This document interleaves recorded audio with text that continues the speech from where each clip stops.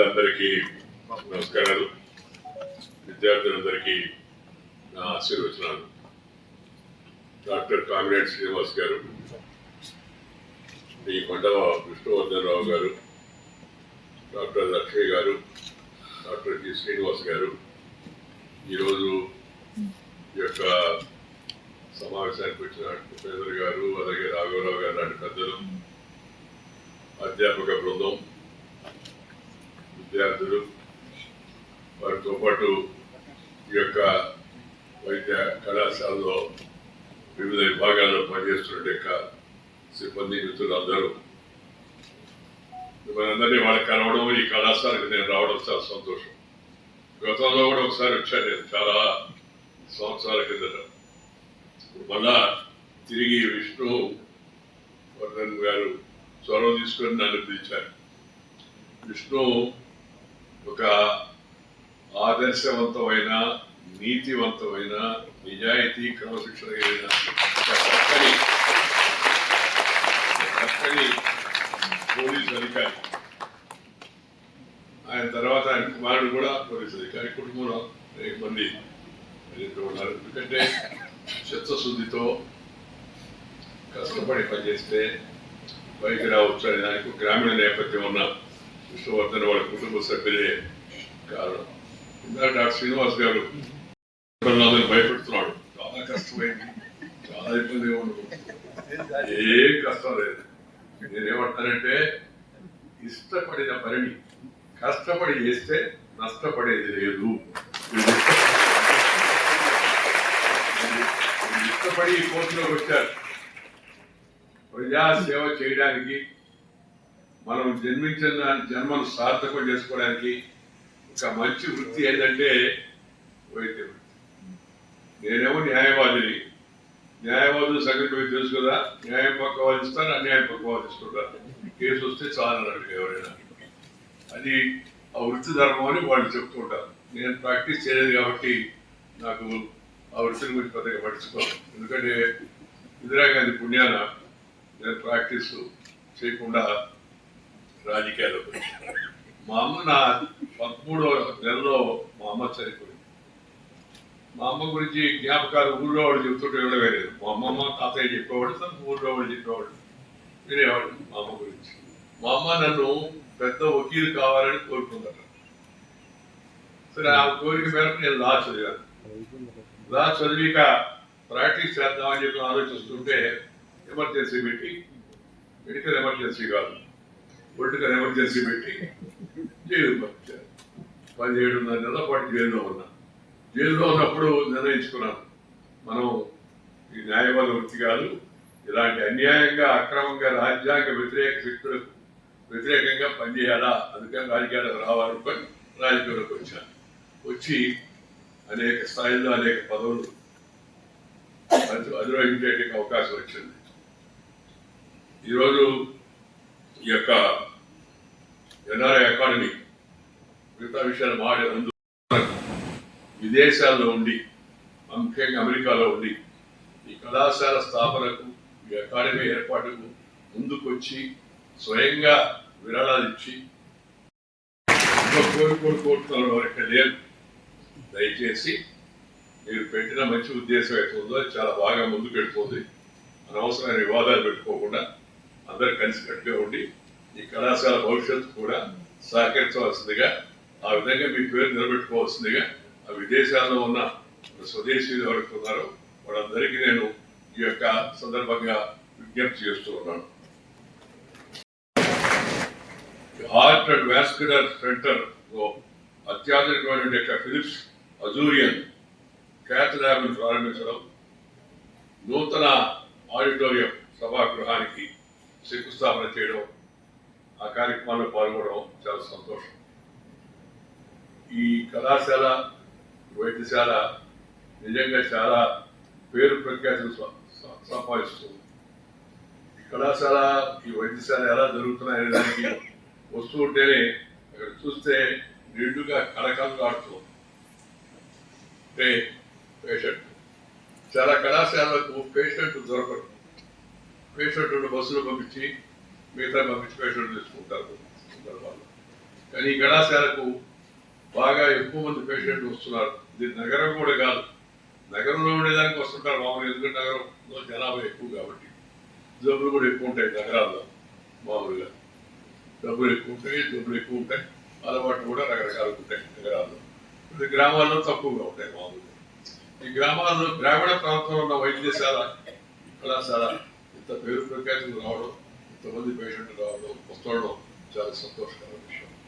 ఏదైనా ఒక వైద్య కళాశాల వైద్యశాల ప్రారంభించినప్పుడు ఇది బాగా దినదిన ప్రవర్ధమానమై బాగా విస్తరించాలి అని కోరాలంటే కొంచెం సంకోచం అనిపిస్తుంది. అంటే అర్థం ఎక్కువగా రంగారెడ్డి హాస్పిటల్ ఎక్కువ మంది పేషెంట్ రావాలా, ఎక్కువ మంది జబ్బులు పడాలని చెప్పేసి నా ఉద్దేశం కాదు. వచ్చిన వాళ్ళు త్వరగా వాళ్ళని తిరిగి పంపించేట్టుగా, ఇంటికి పైకి కాదు ఇంటికి పంపించేట్టుగా చూడాలని మేము అందరూ కోరుతున్నాం. వచ్చిన వాళ్లకు అవసరమైన పరీక్ష చేసి వైద్యులు కాసేపు ఆ పేషెంట్తో మాట్లాడి, ఎందుకంటే ఈ మధ్య వరకే బంగారం ఆయన అన్నట్టుగా డాక్టర్ పేషెంట్తో మాటలు తగ్గిపోయింది. రాగానే జబ్బు కనుక్కోవడం, వెంటనే ఒక 5 or 10 టెస్టులు రాయడం, ఆ తర్వాత ఆ రిపోర్ట్ వచ్చిన తర్వాత మాట్లాడడం, అది కాదు కావాల్సింది. ముందు అన్నింటికన్నా కావాల్సింది, నాకు జీవితంలో అనుభవంతో చెప్తున్నాను నేను, అన్నింటికన్నా ముఖ్యమైనది పేషెంట్తో వైద్యుడు ఎక్కువసేపు సంభాషించాలి. పుట్టు పూర్వోత్తరాలు, జబ్బు యొక్క పుట్టు పూర్వోత్తరాలు, సమస్య యొక్క పుట్టు పూర్వోత్తరాలు పూర్తిగా వినాలి, అర్థం చేసుకోవాలి. ఇంకా అనుమానాలు ఉంటే అడగాలి. ఆ పేషెంట్ అడిగే ప్రశ్నలకు సమాధానం చెప్పాలి. తర్వాత అవసరమైతే పరీక్షలు రాయాలి. ఈ మధ్య కొంత అపవాదుగా కూడా ఉంది. నేను మిమ్మల్ని గురించి కాదు, ఈ ఫోరం గురించి మాట్లాడుతున్నాను నేనంటే బయటకు వెళుతుంది ప్రచార ప్రసార సాధనాల ద్వారా. నేను చెప్పేది ఏంటంటే డాక్టర్లందరికీ, అయ్యా దయచేసి అవసరమైతేనే పరీక్షలుగా రాయండి. అనవసరంగా స్కాన్లు, ఎంఆర్ఐలు, ఇంకా ఇవి ఎక్కువ సిఫారసు చేస్తున్నారు. దీనికి ఏదో కారణం ఉందని చెప్పి జనం అనుకుంటున్నారు, విస్తారంగా అనుకుంటున్నారు. నేను ఆ మాట చెప్పి వైద్యులు పిచ్చపడుతున్న ఉద్దేశం కాదు, జరుగుతున్న యథార్థం. అందుకని ఒకటి పేషెంట్ వినండి, కాసేపు సమయం గడపండి. ఆ తర్వాత పరీక్ష అవసరమైతే పరీక్షలు రాసి ఆ రిపోర్ట్ వచ్చిన తర్వాత మళ్ళా పేషెంట్తో కాసేపు మాట్లాడి ప్రేమగా, ఆదరంగా, అభిమానంగా వాళ్ళ దగ్గర చేసి వాళ్ళకి సలహా ఇచ్చి పంపించండి. దానికి కొంత సమయం కావాలి, కొంత ఓపిక కావాలి, వీటన్నిటి నుంచి మనసు కావాలి. మన ఈ వృత్తిలోకి వచ్చింది ఎందుకు? ప్రజలకు మేలు చేయడం కోసం, సేవ చేయడం కోసం. మానవ సేవే మాధవ సేవ అని చెప్పాను. మనం ఎదురుకుండా సరస్వతి దేవిని పెట్టుకున్నాం, సంతోషం. సరస్వతి దేవి ఎక్కడ ఉంటే లక్ష్మీదేవి ఆటోమేటిక్గా వస్తుంది. లక్ష్మీదేవి ఉంటే సరస్వతి దేవి వస్తానికి గ్యారెంటీ లేదు. కాబట్టి సరస్వతిని ఆదర్శంగా పెట్టుకున్నా చాలా సంతోషం. తెలివి, విజ్ఞానం, వికాసం ఇవన్నీ సంపాదించుకొని మీరు మరింతగా పేరు ప్రఖ్యాతులు తెచ్చుకొని వచ్చిన పేషెంట్లకి ఉపశమనం కలిగించి వారు త్వరగా తిరిగి మళ్ళా తక్కువ ఖర్చుతో ఇంటికి వెళ్ళేట్టుగా చూడాలి. నేను ఈ కళాశాలను అభినందించడానికి ఇష్టపడడానికి కారణం ఏంటంటే, మిగతా హాస్పిటల్ 5 స్టార్ హాస్పిటల్ లాగా ఇక్కడ అంత ఛార్జ్ చేయరు. పేద మధ్యతరగతి వాళ్ళకి సౌలభ్యం కలిగించే విధంగా వీళ్ళు మామూలుగా వసూలు చేస్తారు అనే బాబు అనే మాట కూడా యథార్థం అని తెలిసి నేను చాలా సంతోషించాను. ఇవాళ అవసరం అది. పెద్దలు ఏం చెప్పారంటే 3 విషయాలు, ఇవి మిషన్ లాగా పనిచేయాలి. మిషన్ కాదు, మిషన్ అంటే ఒక ధ్యేయం ఇస్తాను నేను పెట్టుకున్నాను. ఏంటి 3? ఒకటి రాజకీయం, అది ఆ ధ్యేయంతో పనిచేయడం లేదు. చెప్పడానికి నా సొంత అనుభవం ఉంది కదా, అందువల్ల నేను ఆ రాజకీయంలో చెప్పగలను. ఆ రాజ్యసభ చైర్మన్గా కూడా ఉన్నాను, రాజకీయాల్లో పార్టీకి అధ్యక్షుడిగా కూడా ఉన్నాను, స్టేట్లో అధ్యక్షుడిగా ఉన్నా, సెంట్రల్ కూడా అధ్యక్షుడిగా ఉన్నాను. అనేక మంత్రి పదవులు కూడా చేపట్టాను. ఇందాక చెప్పారు కదా అమ్మాయి డాక్టర్ లక్ష్మి, మా ఊరు అమ్మాయి, అమ్మాయి కాబట్టి నెల్లూరు. ఎందుకు ఈ మాట చెప్తున్నానంటే, నేను మనము వైద్య శాస్త్రంలో చదువుకున్న తర్వాత మనం కొంత సేవ చేయాలి. సేవ రెండు రకాలు. మన తెలివితేటలు, మన మేధస్సు ఉపయోగించి వాళ్ళకున్న జబ్బులు గుర్తించి దానికి తగినట్టు యొక్క వైద్యాన్ని చేయడం ఒక సేవ. రెండవది మనం వాళ్ళకి అందుబాటులో ఉండే విధంగా ఛార్జీ వసూలు చేయాలి. అసలు ఛార్జీ లేకుండా ఉండాలని నేను చెప్పను, సాధ్యం కాదు. హాస్పిటల్ పెద్ద కట్టుకున్నప్పుడు, ల్యాబొరేటరీలు పెట్టినప్పుడు, ఇంత పెద్ద మెషినరీలన్నీ ₹1,00,00,000 పెట్టి మెషినరీలు దిగుమతి చేసుకుంటున్నప్పుడు, ఇంత డబ్బు పెట్టి చదువుకొని వచ్చిన తర్వాత వచ్చిన హాస్పిటల్లో ఫ్రీగా చేయండి అంటే సాధ్యం కాదు.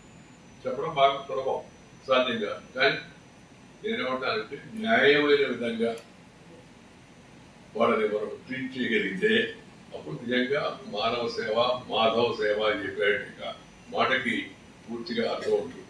This is the mission. Politics లో మిషన్ లేదు. పాలిటిక్స్ లో రెండోది విద్య. చదువులు కూడా చూస్తున్నాం. ఎక్కడ వస్తున్న కాలేజీలు, స్కూళ్ళు, కాన్వెంట్లు ఇవన్నీ. ప్రభుత్వ వైద్యశాలలో, ప్రభుత్వ పాఠశాలలోకి విలువ తగ్గిపోయింది. ప్రైవేటు ఎక్కడ పట్టినా కాన్వెంట్లు. మొన్న ఒక ఫంక్షన్కి వెళ్ళాను నేను. ఫీజు ఎంత అని అడిగా. 3 లక్షలు సార్. 3 లక్షలా? నేను చదువుకున్నప్పుడు మొత్తం ఫీజు ₹10. అప్పటికెప్పుడు 3 లక్షలు ఎక్కడ, ₹10 ఎక్కడ? నేను పల్లెటూరులో చదువుకున్నా, వీధి బడిలో చదువుకున్నా, తిరుగుబడిలో చదువుకున్నా. దేశంలో 2వ అత్యున్నతమైన రాజ్యాంగ పదవికి చేరుకున్నారు కదా. అందువల్ల మనం మామూలు బడిలో చదివితే కాన్వెంట్కి పోకపోతే పైకి పోవు అనేది కరెక్ట్ కాదు. రెండోది అపపర్ణం కూడా చాలా మందిలో. ఇంగ్లీష్లో చదువుకోకపోతే పైకి పోవాలి. మొన్న ఒక అబ్బాయి అన్నాడు, సార్ నేను చెప్పేది అంతా బాగా ఉందాక అబ్బాయి కూడా చెప్పేది, డాక్టర్ కూడా చెప్పేది ఏమని, మాతృభాష కళ్ళ చూపు లాంటిది, ఇంగ్లీష్ భాష కళ్ళద్దా లాంటిది. కంటి చూపు ఉంటే కళ్ళద్దాలు పనిచేస్తాయి. కంటి చూపేది అనుకోండి, నువ్వు రెబాన్ గ్లాస్ పెట్టుకున్నా దుబాన్ నుంచి ఏమి రాదు బయటకు. దుబాన్ అంటే నాలుగు ఏమి రాదు.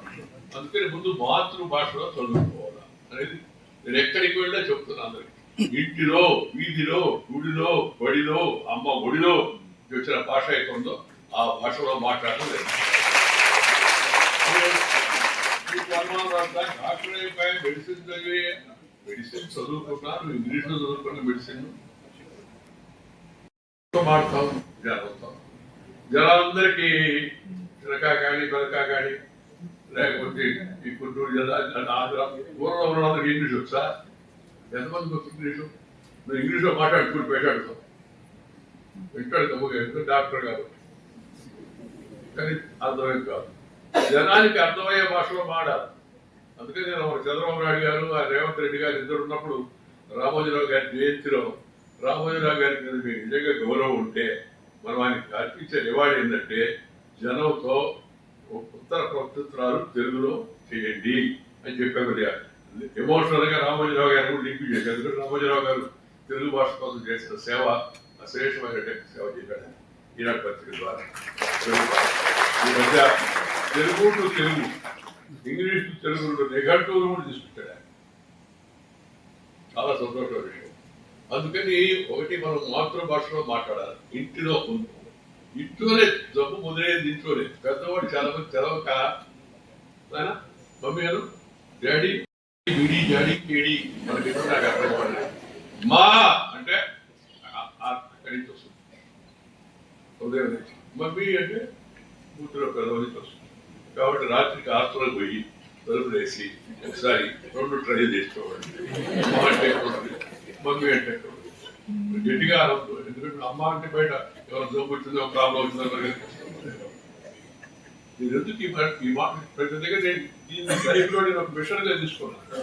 భారత ప్రజలు భారతీయ భాషలో మాట్లాడాలా? ఇంగ్లీష్ నేర్చుకోకూడదా? తప్పనిసరి నేర్చుకోవాలి. ముందు అమ్మ భాష నేర్చుకో, తర్వాత దేశ భాష నేర్చుకో, ఆ తర్వాత ఇంగ్లీష్ నేర్చుకో. ఫస్ట్ మదర్ టంగ్, తర్వాత brother tongue, later any other tongue నేర్చుకో. ఇంగ్లీష్ కూడా పైకి వెళ్ళడానికి అవుతుంది. నన్ను ఒక అబ్బాయి అడిగాడు, సరే ఇంగ్లీష్ మీడియం చదవకపోతే పైకి పోవాలి. నేను చెప్పాను, అబ్బాయి నేను దేవుడితో పాడాను ఐఎల్టీ చేసి. నేను ఐఎల్టీ చేసి పాడితే ఆయన, అయ్యా నిద్ర రావాలంటే ఏమన్నా ఇంగ్లీష్ కూడా చదువుకోవడా అడిగి ఆయన. అలాంటి నిబంధన ఏం లేదే, ఎక్స్పైరీ డేట్ అయిపోతే ఎవరికైనా సరే ఆటోమేటిక్గా ఆ 2 తెచ్చి ఉంటాయి. ఇది స్వర్గంగా లోపలికి వెళ్ళవచ్చు దాంట్లో డిఫరెన్స్. అక్కడ సార్ మీరు ఏదో సరదాగా చెప్తున్నారు సార్, నేను చెప్పేది అట్టు కాదు సార్ పైకి అప్పుడు చెప్పాను. ఆ మాట కూడా ప్రతి వీడియోలో చెప్తూ ఉన్నాయి మధ్య చెప్తారు కొద్ది రోజులు పట్టింది. అలాగే రాష్ట్రపతిగా ఉన్నాను నేను, అలాగే సుప్రీంకోర్టు ప్రధాన న్యాయమూర్తిగా పనిచేసిన జిల్లా వాస్తవ్యుడు నూతనపాటి వెంకటరమణ గారు, అలాగే భారతదేశ ప్రపంచ దేశంలో ఇప్పుడు ప్రఖ్యాతిగాంచిన మన భారతదేశ ప్రధానమంత్రి నరేంద్ర భాయ్ మోదీ గారు, ఆ తర్వాత ఈ రాష్ట్రపతి, ఉపరాష్ట్రపతి, ప్రధానమంత్రి, సుప్రీంకోర్టు ప్రధాన న్యాయమూర్తి మేమందరం చదువుకుంటూ మాతృభాషలో. మరి ఎక్కడితో చేరాం కదా, అక్కడికన్నా పైకి పోవడానికి ఏం, ఎక్కడికైనా పైకి పోవడం అక్కడికి పోవాలి. అక్కడ ఆయన చెప్పాడు ఆల్రెడీ ఏ భాషలో వచ్చినా తీసుకుంటాను తప్పనిసరి, మీకు అడ్మిషన్ ఫ్రీ అయింది, మీకు టైం అయిపోతే అడ్మిషన్ ఫ్రీ అని చెప్పాడు. ఎందుకు ఈ మాట చెప్తున్నారంటే దయచేసి అందరు కూడా మీరు ప్రజలతో మాతృభాషలో మాట్లాడండి. పేషెంట్కి వచ్చిన సహాయకుడితో కూడా మాతృభాషలో మాట్లాడండి. వాళ్ళకి వచ్చింది అదే కాబట్టి ప్రభుత్వం కానీ చొరవ తీసుకోవాలి. ప్రభుత్వం ఉత్తర ప్రత్యుత్తరాలు కానీ తెలుగులో పెట్టింది అనుకోండి, ఆటోమేటిక్గా అందరూ తప్పనిసరిగా కొన్ని పదాలు వస్తాయి. ఆ పదాలు మనం ఇంగ్లీషే తాగకూడదని అందం. కొన్ని కండక్టరు దానికి మనం తెలుగు చేద్దామని ప్రయత్నం చేయాల్సిన అవసరం లేదు. వాడుకలో వచ్చిన పదాలు వాడుకలో ఉంటాయి. కానీ మామూలు మిగతా విషయాలు అయితే డాక్టర్ని వైద్యుడనే అనబడ్డా, డాక్టర్ అన్నా కూడా ఇబ్బంది లేదు. ఎందుకంటే డాక్టర్ తెలుగులో కలిసిపోయింది. డాక్టర్ కూడా తెలుగులో కలిసిపోయాడు, యాక్టర్ కూడా తెలుగులో కలిసిపోయాడు, ట్రాక్టర్ కూడా తెలుగులో కలిసిపోయింది. వీటన్నింటి మనకు మన కొత్త పదాలు వెతికి తీసుకోవాలి అట్టనే చెప్పడం లేదు. మామూలుగా మనం మన భాషలో మాట్లాడుతున్నాం. ఒకటి తర్వాత మీరు చాలా మంది తెలిసి ఉంటుంది, జెకోస్లోవేకియా, చైనా, జపాన్, జర్మనీ, ఫ్రాన్స్, ఈ దేశాల్లో టెక్నికల్ కోర్సులన్నీ వాళ్ళ భాషలో ఉంటాయి. చాలా మందికి ఈ విషయం తెలదు. చాలా దేశాల్లో వాళ్ళ మాతృభాషలో ఉంటాయి టెక్నికల్ కోర్సెస్, ఇంజనీరింగ్, మెడిసిన్ కూడా, సైన్స్ అండ్ టెక్నాలజీ కూడా. సైన్స్ టెక్నాలజీ చాలా ముందుకెళ్ళిపోతుందండి. ఏఐ వస్తుంది మనం ఇంకా వెనకబడిపోయి వెంకయ్యనాయుడు చెప్పినట్టుగా తెలుగులో మాట్లాడుకుంటే రావు. ఏఐ వచ్చినప్పుడు ఏఐ తెలుగు రాదా? చూడండి, తెలుగు వస్తుంది రాబోయే రోజుల్లో. తెలుగు కూడా ఆటోమేటిక్ వస్తుంది. తెలుగు మనం మాట్లాడడం మొదలు పెడితే ఏది గిరాకీ ఉంటే దాంట్లోకి వస్తాయి. గిరాకీ అంటే డిమాండ్. కాబట్టి ఒకటి మోడీ గారు నేను మాట్లాడుతున్నాం కొంతకాల క్రిత AICTE all India technical council of education, రెండోది యూజీసీ యూనివర్సిటీ గ్రాంట్స్ కమిషన్, తర్వాత నేషనల్ మెడికల్ కమిషన్, అన్నీ కూడా కలిపి భారతీయ భాషలో పుస్తకాలు తయారు చేస్తున్నారు. భారతీయ భాషలో విద్యా బోధన జరగాలనేది ప్రధానమంత్రి గారి ఉద్దేశం, రాష్ట్రపతి ఉద్దేశం, నా ఉద్దేశం కూడా అది. ఈ మధ్యకాలంలో ఉన్నదాని ప్రకారం మనం ముందుకు వెళ్ళవచ్చు. దాంట్లో వెనకాడాల్సిన అవసరం లేదు. ఇంగ్లీష్ భాషగా నేర్చుకోండి. దాంతోపాటు దయచేసి హిందీ కూడా నేర్చుకోండి. మీరు పైకి వెళ్ళాలి, ఢిల్లీ పోవాలా ఎయిమ్స్కి, మన దగ్గర ఎయిమ్స్ ఏం పడాలి, ఢిల్లీకి వెళ్ళాలనుకోండి. ఒకరి పేషెంట్తో నేను వెంకయ్య గారు చెప్పారు తెలుగులో మాట్లాడు, దాన్ని ఇంగ్లీష్లో చదువుకున్నాను కాబట్టి ఇంగ్లీష్ మాట్లాడే అర్థం హిందీ నేర్చుకోవాలి. నా సొంత అనుభవం చెప్తాను. నేను నెల్లూరులోని మా చిన్నప్పుడు హిందీ వ్యతిరేక ఉద్యమం జరిగింది. హిందీ డౌన్ అవుతుంది. చెన్నై మా పక్కన ఊరు కదా, తమిళనాడు బోర్డర్. ఆ ప్రభావం పడింది. ఒక రోజు అందరూ ఈరోజు హిందీ వ్యతిరేకంగా స్ట్రైక్ చేద్దాం అంటారు. స్ట్రైక్ అంటే మరి సంతోషం. చదువుకునే రోజుల్లో స్ట్రైక్ అంటే స్ట్రైక్ అంటే అర్థమైంది ఇప్పుడే కూటింటికి పోవడం డౌన్ అని అరవడం మొదలు పెట్టాం. మన ఊళ్ళో హిందీ ఎక్కడ ఉందా? ఎవరికి వాడు ఒక మొహం చూసుకుందాం అందరం. ఎక్కడ కుర్రోడు వచ్చాడు. వచ్చి మన ఊరు రెండు దగ్గర హిందీ ఉన్నారు. ఎక్కడ? ఒకటి రైల్వే స్టేషన్లో, రెండు పోస్ట్ ఆఫీస్లో, రెండు దగ్గర. సో మేము అందరం ఏం చేసాం, తెలుగుగా రెండు బ్యాచ్లుగా తయారైపోయి, ఒక బ్యాచ్ రైల్వే స్టేషన్కి, ఒక బ్యాచ్ పోస్ట్ ఆఫీస్కి పోయి డాక్ బ్యానర్ ఉంటుంది, దానికి తాలు వచ్చాం. ఆ తర్వాత నేను అద్వానీ గారు నన్ను బీజేపీ అఖిల భారత మహామంత్రి అంటే జనరల్ సెక్రటరీ చేసిన తర్వాత, ఢిల్లీకి వెళ్ళిన తర్వాత నేను తెలుసుకున్నాను, అదే నేను దారి పూసింది దెబ్బ కాదు, నా మొహాన్ని పూసుకున్నాను, హిందీ నేర్చుకోకపోవడం తప్పైంది అన్నట్టు పూర్తిగా అర్థమైంది. హిందీ భాషలో ప్రావీణ్యం వచ్చిన తర్వాత పార్లమెంట్లో మాట్లాడుతున్నప్పుడు దక్షిణ భారతీయుడేవి హిందీ నేర్చుకునే తర్వాత పార్లమెంట్లో మాట్లాడుతుంటే వాళ్ళంతా బాగా సంతోషించేవాడు. అది కష్టమైన కూడా కాదు, ప్రయత్నం చేస్తే చాలా సులభంగా వస్తుంది. ఎలా భాషలు ఎలా అభివృద్ధి చెందుతాయంటే ఇంగ్లీష్ వాళ్ళు రూల్ పెట్టారు, ఇంగ్లీష్ వస్తేనే ఉద్యోగం అని. అందరు ఇంగ్లీష్ నేర్చుకోవాలా, అందరూ అవసరం అందరు కూడా. నిజాం నవాబు అధికారంలో ఉన్నప్పుడు ఆయన రూల్ పెట్టాడు, ఉర్దూ వచ్చిన వాడికే ఉద్యోగం అని. మీరు కనుక్కోండి కావాలండి, తెలంగాణలో పెద్దవాళ్ళు అడిగితే ఉర్దూ నేర్చుకున్నారు చాలా మంది, నేర్చుకునే ప్రభుత్వ ఉద్యోగాలు చేయాలి. ఇప్పుడు మనము తెలుగు రాష్ట్రాల్లో తెలుగు వస్తేనే ఉద్యోగం అని పెట్టమని సింపుల్, ఏం చేయమండి, విశేష కృషి చేయమండి చంద్రబాబు నాయుడు గారు, రేవంత్ రెడ్డి గారు.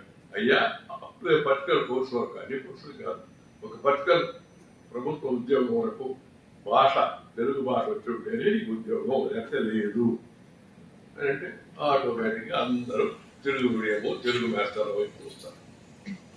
అది చేయకపోబట్టి మనందరం ఇంగ్లీష్లో చదువుకోవాలని నిబంధన పెట్టబట్టి ఇప్పుడు ఈ పద్ధతి జరుగుతుంది. దాంతో పాటు ఇంగ్లీష్ని ఒక భాషగా నేర్చుకోవాలి, ఒక లాంగ్వేజ్గా ఇంగ్లీష్ నేర్చుకోవాలి. నువ్వు తెలుగులో చదువుకొని ఇంగ్లీష్ లాంగ్వేజ్గా నేర్చుకుంటే ఇంగ్లీష్ వాడడం పెద్ద కష్టం కాదు. నేను తెలుగు మీడియం చదువుకున్నా, వీధి బడికి పోయా. నేను బడికి పోయినప్పుడు అసలు మా బడిలో కూర్చోడానికి పెంచి, లేకపోతే ఈ తాటాకు నీ ఒక చిన్న దాన్ని కుట్టి దాన్ని తగ్గించుకోపోయేవాడు వెనక వేసుకునేవాడు, ఆడికి పోయి దాన్ని వేసి కింద దాని పైన కూర్చునేవాడు. ఇసుకుండేది స్కూల్లో, బెంచులు కొట్టేది. ఆడ చదువుకొని వీధి బడిలో చదువుకొని వచ్చారు కదా, ఇంగ్లీష్లో మాట్లాడుతున్నారు కదా, నేను ఇంగ్లీష్ కూడా చదువుకోవాలా. పార్లమెంట్ కూడా ఇంగ్లీష్తోనే మేనేజ్ చేశాను కదా, ఇంగ్లీష్తో మేనేజ్ చేశాను కదా.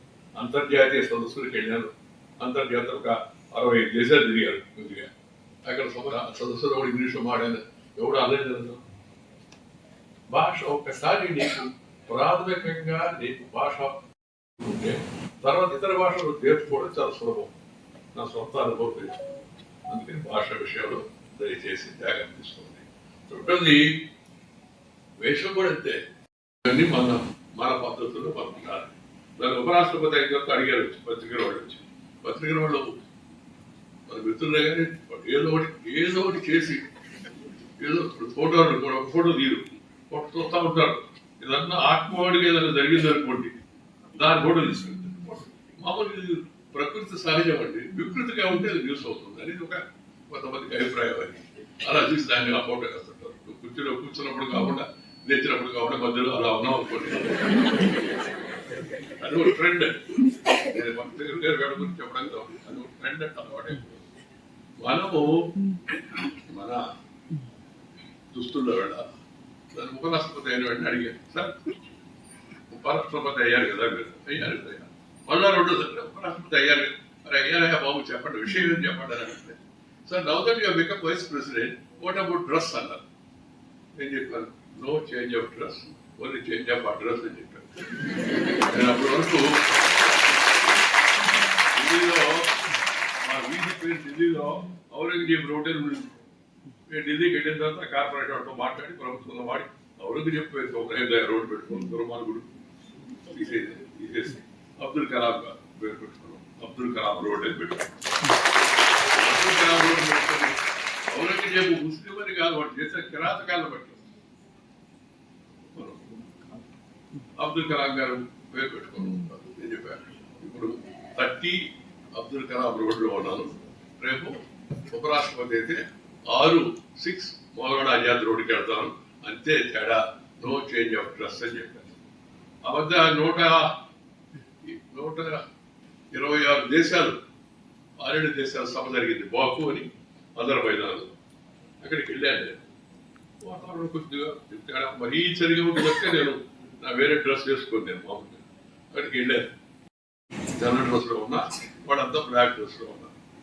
అందరు బ్లాక్ డ్రెస్ల మధ్య ఒక తెల్ల డ్రెస్ ఉంటే సహజంగా చూపు అందరిది దాని మీద పోదు. అందువల్ల నీవు నీ డ్రెస్లో పోతే వాడు తక్కువగా చూస్తానేమో అనుకోవద్దు. బ్రిటిష్ వాడే గొప్ప, అలెగ్జాండర్ ది గ్రేట్, హిస్టరీలో Alexander the great. A great, దేని గ్రేటు? ప్రపంచంలో వాళ్ళందరిపై దండయాత్ర చేసి జనాన్ని చంపి గొప్పనిపించుకోవాలి. రాబర్ట్ క్లైవ్ ది గ్రేట్ అని, అల్లూరు సీతారామన్ ది గ్రేట్ కాదు, వీరపాటే కట్టబొమ్మ ది గ్రేట్ కాదు, మన దేశంలో ఝాన్సీ లక్ష్మీబాయి గ్రేట్ కదా, రాణా ప్రతాప్ గ్రేట్ కదా, శివాజీ మహారాజ్ గ్రేట్ కాదు. వీళ్ళ చరిత్ర తక్కువ చెప్పి వాళ్ళ చరిత్ర ఎక్కువ చెప్పారు మనం. అందుకని చరిత్ర పుస్తకాలు కూడా తిరిగి ఆలోచించు. అసలు పరిస్థితి వాళ్ళు ఏర్పడదు. అది వేరే విషయం అనుకోండి. ఈరోజు 1050 పడకల స్థాయికి ఎదగడం అభినందనీయం. Happy to that a group of dedicated NRI doctors came together to establish this group of institutions to serve the nation. The purpose is to serve the nation. It's a mission, not for commission. No remission, no omission, only passion for the nation. Nation means not the geographical boundary of India, people. One must understand దేశభక్తి అవంతి అడిగాడు sir. దేశభక్తిని వాడతారు మీరు అందరూ. దేశభక్తి ఏందో ఒక్క లైన్లో చెప్పండి సార్. ఏం చేయాలి సార్? ఎవరికైనా వాడు చేస్తారు కదా, ఎవరికైనా వాడు చేస్తే అదే దేశభక్తి అని చెప్పేవాడు. ఎవరి పని వాడు చేశారనుకోండి, చెప్పేవాడు చెప్పవచ్చు, తుడిచేవాడు తుడవచ్చు, పెరిగేవాడు కరగవచ్చు, వండేవాడు ఉండొచ్చు, తినేవాడు తినొచ్చు. ఎవరి పని వాడు పోలీసు వాడు సరిగ్గా ట్రాఫిక్ కంట్రోల్ చేస్తే, అధికారులు నిజాన్ని వ్యవహరిస్తే, రాజధారో డిప్యూటీ రాజధారో పద్ధతిగా ఉంటే దేశం ఆటోమేటిక్గా దేశభక్తి అంటే అదే దేశం బాగా వస్తుంది. కాబట్టి serving the people, that is the purpose. ఎక్కువ శాతం మంది రోగులకి ఉచితంగా లేదా సాధారణ స్థాయిలో పోయి 3 లైన్లు చెప్తాడు. Go land land and record. Go land land and record. వీళ్ళు చదువుకో, తెలుగు సంపాదించుకో, బయటకు రా, సంపాదించుకొని మంచిదాన్ని పంచుకో. ఎందుకంటే మన ఇండియన్, మన ధర్మం, హిందూ ధర్మం, భారత్ అండ్ కేర్. పెంచుకో, ఇతరులతో పంచుకో. పెంచుకో, నువ్వు బాగా ప్రాక్టీస్ పెంచుకో. నీకు వచ్చిన ఆదాయాన్ని కొంత ఇతరులతో పంచుకో. ఇది భారతీయ ఫిలాసఫీ. అందుకే ప్రపంచం భారతదేశం పట్ల, భారతదేశ కుటుంబ వ్యవస్థ పట్ల, మన ధార్మిక విషయాల పట్ల ప్రపంచం అంతా గొప్పగా ఎందుకు చూస్తుందంటే ఇది ఒక ప్రధానమైన కారణం. కాబట్టి ఈ విషయాన్ని మంచిగా జీవితంలో స్థిరపడిన తర్వాత మాతృభూమికి సేవ చేయడం కోసం అందరూ కన్నా తల్లిదండ్రులను, చదువు చెప్పిన గురువును, జన్మభూమిని, మాతృదేశాన్ని మర్చిపోకూడదు. మర్చిపోయిన వాడు మానవుడే కాదు. ఈ ఆంధ్రప్రదేశ్లో ఈ ఎన్ఆర్ఐ ఆసుపత్రి ఒక బ్రాండ్గా మారింది. ఎంచుకున్న రంగంపై ఎంతో చిత్తశుద్ధి, అకుంఠిత దీక్ష, సేవా తత్పరత ఉండడం వల్లే ఇది సాధ్యం అవుతుంది. మన ప్రధానమంత్రి మోడీ గారు వికసిత భారత్ 2047 అనే ఒక గొప్ప లక్ష్యాన్ని మన ముందు ఉంచారు. వికసిత భారత్వం కావాలంటే ఒక ప్రధానమంత్రి ద్వారా సాధ్యం కాదు, ఒక ముఖ్యమంత్రి ద్వారా సాధ్యం కాదు. ప్రధానమంత్రి కష్టపడి పనిచేస్తున్నాడు, మన ముఖ్యమంత్రి కూడా కష్టపడి పనిచేస్తున్నాడు. అలా దూరదృష్టి గల వాళ్ళు, పరిపాలనా దర్శకులు ఇద్దరు. కానీ ప్రజలు కూడా, వివిధ రంగాల్లో ఉన్న అందరం కూడా మనము మన రంగాల్లో గట్టిగా కృషి చేస్తేనే ఆ వికసిత భారతం సిద్ధం. కన్నీళ్లు లేకుండా, ఆకలి తప్పులు లేకుండా, అవినీతి లేకుండా, ఆలస్యం లేకుండా మనం కానీ జనానికి సేవ చేయగలిగితే అది తప్పనిసరిగా దేశం శక్తివంతంగా అవుతుంది. అట్టడుగా ఉన్నవాడు పైకి రావాలి. వాళ్ళ దీర్ఘాడు ఉపాధ్యాయుని మహనీయుడు.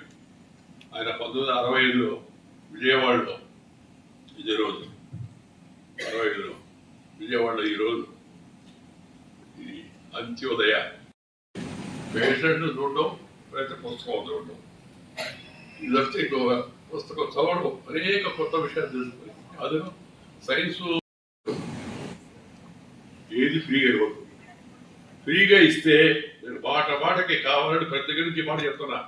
ఫ్రీగా ఇస్తే నువ్వు మధ్యాహ్నం కొరమైన ఇస్తే సాయంత్రం వచ్చేయమంటాడు ఎవడైనా. సహజం నేనైతే ఫ్రీగా ఇస్తున్నప్పుడు ఎందుకు వద్దుకుందాని మొబైల్ అన్నమాట. అదే రొయ్యలు, శాఖ రొయ్యలు ఉంటాయి కదా, చిన్న రొయ్యలు, చాలా అద్భుతంగా ఉంటాయి తింటే. రొయ్యలు తేవాలి. నారాయణుడు అనుకో, నాకు నెల్లూరు పాస్తికాయ పచ్చడి తేవాయా ఇచ్చాడు. ఇచ్చేవాడు ఫ్రీగా ఇస్తుంటాడు, తీసుకోవడం వద్దంటాడు. కానీ ఇవ్వడానికి ఏదో శక్తి ఉందా? ఆర్థికంగా రాష్ట్రానికి అంత ఆదాయం ఉందా? ఆ స్థితిలో ఉన్నావా? ఉంటే ఫ్రీగా వచ్చు. కానీ 2 ఫ్రీగా ఇవ్వని చెప్తున్నాను నేను ఎప్పుడు. వాళ్ళ కూడా ఏం చేస్తారు, 2 ఫ్రీగా ఇవ్వండి. మీ దగ్గర డబ్బులు ఉండి, మీ దగ్గర శక్తి ఉంటే, మీరు నిజంగా జనానికి సేవ చేయగలుగుతుంటే 2 ఇంకేముంది. 1 విద్య, చదువు ఫ్రీ చేయండి. విద్య కొనాల్సిన అవసరం లేకుండా విద్య నేర్చుకునేదానికి ఫ్రీగా ఇవ్వండి. అందరికీ మన జీవితాలతో పెట్టుకుంటారు. చదువుకుంటే బతుకు తీరు వస్తుంది, ఆటోమేటిక్గా పైకి వెళ్తారు. 2 వైద్యం. ఈ విద్యా వైద్యాన్ని ఫ్రీగా ఇవ్వండి. మిగతా అన్ని ఛార్జ్ చేయండి, జనం మహా సంతోషంగా ఉంటారు. అటు నొక్కకపోతే ఫ్రీగా ఈకపోతే ఎలక్షన్లో గెలవాలి, అది ఒక తప్పని ఈసారి చూడ బటన్ నొక్కితే వీళ్ళందరూ ఓటింగ్ కాడి పోయి వేరే బటన్ నొక్కారు, నిజం మారిపోయి. నేను రాజకీయ మాట్లాడుతాను, ఉదాహరణకి అర్థం కావడం కోసం చెప్తాను. ఫ్రీగా ఇస్తేనే జనం అంతా తెలివి తక్కువ అనుకోబాకండి, వాళ్ళు కూడా ఆలోచిస్తారు.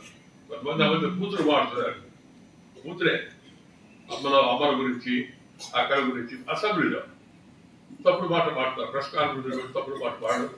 ఈ ప్రెస్ కాన్ఫరెన్స్ వాళ్ళు మామూలు మాట్లాడితే న్యూస్ కాదు, ఈ తప్పుడు మాట్లాడితే న్యూస్ పాస్ చేయడం ఆయన ఇస్తున్నారు అని వాళ్ళు నన్ను అడిగింది ఒక మీటింగ్లో. సార్ మీరు ఎక్కువగా చెప్తా ఉన్నారు ఈ కూతురు బాగుంటుంది, ఈ మాట్లాడే వాళ్ళు ఏం చేయాలి సార్? నీ చేతిలో ఉందమ్మా అన్న. నా చేతిలో ఉంది సార్, నా చేతిలో వాడు జోలికి పోతే ఇంకెవరు ఉందా? వాడు జోలికి పోవద్దు, వాడు ఏమవద్దు, నీ చేతిలో ఉంది. ఆ రోజు పోయి బూతులో మారేవాడికి బూతులో సమాధానం చెప్పని చెప్పాను. అంటే నాకు అర్థం కాదు, బూతులో చెప్పాలి సార్ సమాధానం అంతేనమ్మా. బూతులకు బూసి చోటు బూతు బటన్ లోకు ఫినిష్ అయిపోతాడు. ఒక్కడికి గెలవదా బూతులు మారేవాడు కొన్నాను ఎలక్షన్. జనం తెలుగుని తక్కువగా అంచనా అయిపోతున్నాం. తెలివైన వాడు జనం వాడు బాగా ఎక్కువ మంది తాత్కాలికంగా ఫ్రీగా ఇస్తాడు. కొంతమంది ఎవడు ఉదయం ఫ్రీగా ఇస్తుంది, సాయంత్రం అది ఫ్రీ కాదుగా. ఉదయాన్ని ఫ్రీగా తీసుకోవాలి, అన్ని ఫ్రీగా వస్తున్నాయి కాబట్టి సాయంత్రం వాడికి పోయి మళ్ళీ గవర్నమెంట్కి రీపే చేసేది. డాక్టర్ కాబట్టి నేను చెప్పిన భాష అర్థమవుతుంది. సాయంత్రం బస్సు పంపించి దగ్గర కావాల్సిన అన్ని సౌకర్యాలు అందరి టీచర్స్ ఇవ్వడం, అందరికి కావాల్సిన పుస్తకాలు అందుబాటులో చేయడం, ఇవి చేస్తే ఆటోమేటిక్గా దేశం. అలాగే వైద్యం ఎంత ఖర్చు అయిపోతుంది అంటే సోకాల్డ్ చర్చ జరుగుతుంది పబ్లిక్ ప్రైవేట్ పార్ట్నర్షిప్ అని. నేను పబ్లిక్ ప్రైవేట్ పార్ట్నర్షిప్ కనుకోలేని వ్యక్తి. అన్ని పనులు ప్రభుత్వమే చేయాలంటే జరిగే పని కాదు. సరే అంటారా, చేయలేదు, ఉండేది లిమిటెడ్ కదా, ఉండేది లిమిటెడ్ కదా. ప్రైవేట్ పార్ట్నర్షిప్ ఉంటే సరిగా రావాలంటే ఉదాహరణకి ఇది ప్రైవేటు ప్రోత్సాహంతో ముందుకు వచ్చింది కదా. సేవాభావం ఉండి సరిగ్గా పనిచేసే అధ్యాపకులు మనకి మంచి ప్రొఫెసర్లు అందరూ ఉంటే ఎంత అద్భుతంగా కళాశాల నడుస్తుంది. దానికి నెంబర్ 1 ఉదాహరణ మోడల్ ఫర్ ఎంటైర్ కంట్రీస్ అన్నారే.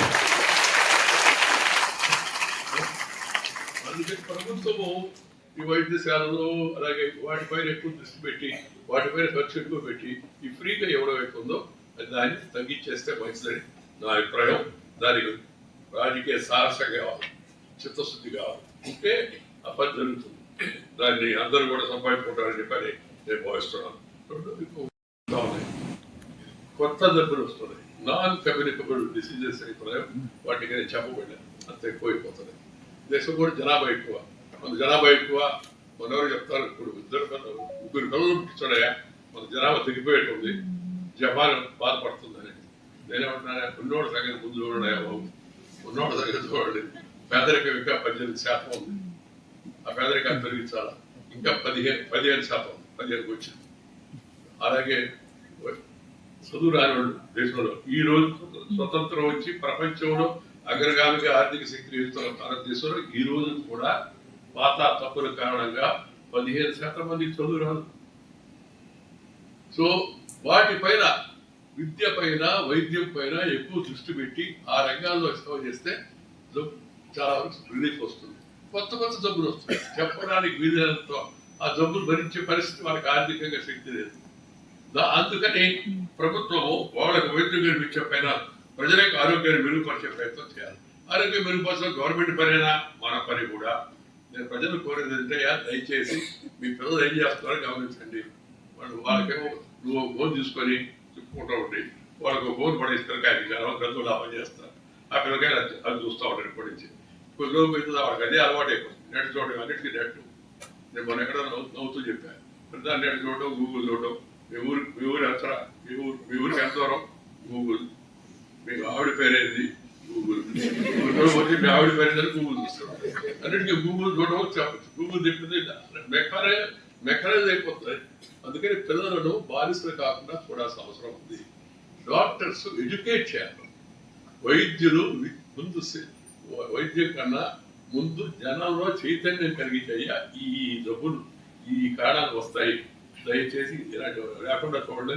ప్రతి డాక్టరు పల్లెటూరుకి వెళ్ళి ఒక వార్డుకి వెళ్ళి ఒక వీధికి వెళ్ళి తను చేయగలిగిన రీతిలో జనానికి చైతన్యం చేస్తే చాలా వరకు మేలు జరుగుతుంది.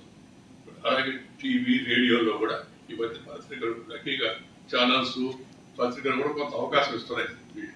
డాక్టర్లు సలహాలు తీసుకొని వాటిలో ఆర్టికల్స్ కూడా రాయించి మంచిగా ముందు జాగ్రత్త చర్యలు తీసుకుంటే చాలా వరకు జబ్బులను కొంత నివారించవచ్చు. చిన్నప్పటి నుంచి ఈ యొక్క పిల్లల్లో వీటికి బానిసలు కాకుండా చూడండి.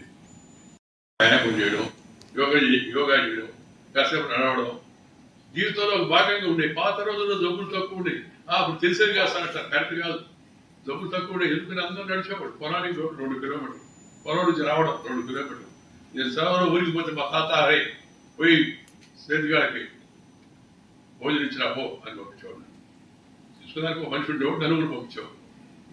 నేను ఒక పొలం మీద గట్టి మీద నిలబడి ఉంటే రే వర్తాడు కట్టుకున్న మగవాడు గట్టు మీద కూడా రా దిగు అన్నాడు. వర్తాడు ఉందా నేను ఒక సబ్సిడీస్ ఉంటే వర్తాడు ఉందా దిగైతే కట్టాను. గట్టు దిగా నారేస్తున్నారు అందరూ.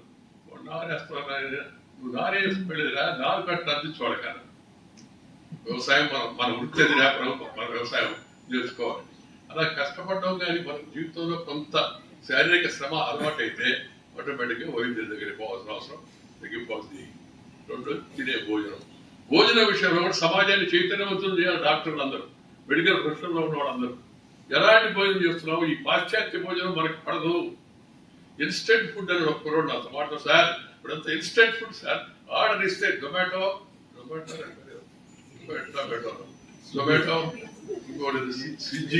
స్విగ్గీ, ఆ తర్వాత ఇంకోటి గంజో, పేరు గంజో అని. అది ఏంటంటే మనం ఆర్డర్ చేసి 15 నిమిషాలకి ఏ వస్తువు కావాలి ఎత్తుకొచ్చి మన ఇంట్లో ఇచ్చేస్తున్నారు. రకరకాలు వస్తున్నాయి. ఇన్స్టెంట్ ఫుడ్ కాదు. Instant food means constant disease. దయచేసి అర్థం చేసుకోండి. Instant food means constant disease. Food cannot be instant, it has to be cooked properly. Proteinous food తినమని స్వామినాథన్ గారు చెప్పారు. ఆయన వ్యవసాయ శాస్త్రవేత్త, మన దేశం గర్వించగలిగిన మహనీయుడు ఎంఎస్ స్వామినాథన్ గారు. ఆయన ఈట్ ప్రోటీనస్ ఫుడ్. కాబట్టి అందరూ డాక్టర్లు పిల్లలందరికీ దయచేసి తల్లిదండ్రులు కూడా కొంత సలహా ఇచ్చి మంచి ఆహారం, పచనం చేసిన ఆహారం, వండిన ఆహారం ఉండే తినే అలవాటు, ఈ బయట నుంచి ప్యాకెట్ ఫుడ్ తినడం అవుతుందో దాన్ని తగ్గించండి. దాన్ని చెప్పాలి. ఈ పిజ్జాలు, ఈ బర్గర్లు, ఈ మన దేశంలో మన వాతావరణానికి మనకి పడవు. మన కూరలు గుంటూరులో ఉన్నాం, గుంటూరు గోంగూర, గుంటూరు ఎరగారం తింటే దాని సంగతి చెప్పాల్సిన అవసరం లేదు. పండుగ పచ్చడి కానీ తింటే ఎంత సంతోషంగా ఉండదు. నెల్లూరు చేపల పులుసు తింటే ముందు రోజు సాయంత్రం నెల్లూరు చేపల పులుసు కుండలో వండి దాంట్లో మామిడికాయ ముక్కేసి మధ్యాహ్నం మసట్లో తింటే చేపల పులుసు. 5 స్టార్ హోటల్లో కూడా నెల్లూరు చేపల పులుసు అంటే అంటారు. కావాలంటే ఇప్పుడు ఏ హోటల్ 5 స్టార్ హోటల్ విజయవాడ కార్డులో నెల్లూరు చేపల పులుసు అన్నారు. మన నేటివ్ టేస్ట్కి ఉన్న డిమాండ్ ఎంత ఉంది ప్రపంచం అంతా కూడా. అమెరికాలో కూడా ఇప్పుడు చూసి ఇడ్లీ, సాంబారు, దోశ ఇంటర్నేషనల్ అయిపోయింది. మనది టైం టెస్టెడ్ ఫుడ్ మనం. అది వదిలేసి మనం ఈ ఇన్స్టెంట్ ఫుడ్ కనుక పిల్లల్ని తయారు చేసి అలవాటు చేయకూడదు. దయచేసి సమాజంలో చైతన్యం కలిగించమని కోరుతా ఉన్నాను. సుమారు $4.58 ట్రిలియన్ సంపద అనారోగ్యంలో కోల్పోతామని చెప్పి అంచనా వేశారు. ఎంత ప్రమాదకర పరిస్థితులు దయచేసి అర్థం చేసుకోండి. వికసిత భారతం కావాలంటే సంపదని కాపాడుకోవాలి. సంపద మన యువత, డెమోగ్రఫిక్ డివిడెండ్. ఈ యువతను కాపాడుకోవాలి. చెడు అలవాటు లేకుండా డ్రగ్స్ మహమ్మారి దాకా డ్రగ్స్ సాప్ కింద నీరు దాకా ఈ బాడీ కోసం మోడీ గారు చెప్పారు. మోడీ గారు ఐక్యరాజ్య సమితిలో ప్రతిపాదించాడు యోగాని. ఇంటర్నెట్ నేను ఒప్పుకోవచ్చు, ఐక్యరాజ్య సమితి ఒప్పుకోదు. 172 దేశాల్లో యోగా చేస్తారు. మనమేమో నన్ను ఎవరు అడిగాడు, సార్ యోగా చేస్తే నాకు ఏమొస్తుంది సార్ అన్న. గమ్ముకున్నాను. చెప్పండి సార్ ఏమొస్తుంది యోగా చేస్తే యోగ్యుడు అవుతావు అని చెప్పారు. యోగ్యుడు అవుతావు, లేకపోతే అనారోగ్యం పడతావు అని. అందుకని దయచేసి ఈ విషయాన్ని అందరూ కూడా సీరియస్గా తీసుకొని పోషకాహారాన్ని ప్రోత్సహించడం. రాగులు, సద్దలు, జొన్నలు, కొర్రలు, ఇంకా రకరకాల ఉన్నాయి. ఇవన్నీ మనం ఒకటి తినవే. రాగి సంగటి, నాటుకోడి పులుసు చేస్తే ఆ రుచి చెప్పడానికి వీలు లేదు. 5 స్టార్ హోటల్ కూడా పెట్టారు ఇప్పుడు. రాగి ముద్ద, నాటుకోడి పులుసు అని. ఏది బాగా డిమాండ్ గిరాకీ ఉంటే దాన్ని పెట్టారు హోటల్. మన భోజనాలు మనం అలవాటు చేయాలా. మనం పెద్దలు చూపించిన మార్గంలో మనం ఉపయోగించాలి. ఈ వంటలో నూనెల వాడుకోవడం కూడా మనం చాలా జాగ్రత్తగా ఉండాలి. ఈ మధ్య నూనె వాడడం ఎక్కువైపోయింది. డాక్టర్లు దయచేసి వచ్చిన ప్రతి ఒక్కరికి చెప్పండి, అయ్యా నూనె తగ్గించండి. ప్రధానమంత్రి గారు కూడా అప్పీల్ చేస్తుంది. మనం నూనె ఎక్కువైనప్పుడు వేసినప్పుడు బాగా ఫ్రై చేస్తే టేస్ట్గా ఉంటుంది, ఆ తర్వాత మన ఆరోగ్యం ఫ్రై అయిపోతుంది. కాబట్టి నూనె వాడకం తగ్గించడం అనేది జీవితంలో ఒకటి. 4 అడుగులు వేయడం ఒకటి, 4 స్పూన్లు నూనె తగ్గించడం మరొకటి, 4 కాలాల పాటు మన దేశంలో ఉన్న ఆహార వంటకాలను ఉపయోగించడం ఒకటి. ఇవన్నీ కూడా మనం చేస్తే మన దేశం ఒక ప్రకృతికి దగ్గరగా ఉంటుంది. లాస్ట్లో నేను చెప్పేది ఒకటే, nature culture together for your bright future. Nature and culture together for the bright future. ప్రకృతికి దగ్గరగా ఉండాలి, ప్రకృతిని ప్రేమించాలా. చెట్టు కొట్టేస్తున్నాం, ఒక్క చెట్టు వేస్తున్నాం, చెట్టు కూడా చెట్టు కొట్టేసుకుంటున్నాం పక్క. ఈ చెట్లు ప్రకృతి వైపరీత్యం ప్రపంచం అంతా పెరుగుతూ ఉంది. ఎందుకంటే ప్రకృతి నిర్లక్ష్యం చేయబడి అమెరికా లాంటి దేశం కూడా ఇబ్బందులు పడుతుంది. కాలిఫోర్నియా చూడండి ఎన్ని కెలామిటీస్ జరుగుతున్నాయి వరుసగా చూస్తుంటే. అందుకని ప్రకృతిని ప్రిజర్వ్. డాక్టర్ వాయిస్ జై హింద్. ఇప్పుడు ప్రకటన చేయండి. మన దేశానికి మేలు జరుగుతుంది. దాంట్లో నిరాదమే లేదు. నాయకుడిని దేశానికి చేయండి.